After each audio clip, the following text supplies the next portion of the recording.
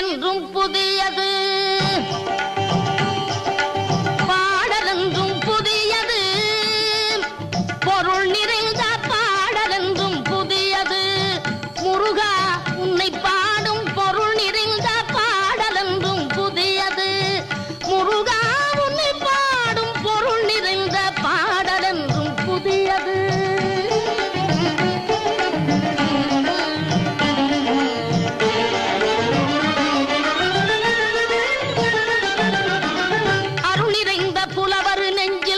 அமுதமென்னும் தமிழ் கொடுத்த பொருள் நிறைந்த பாடல் என்றும் புதியது.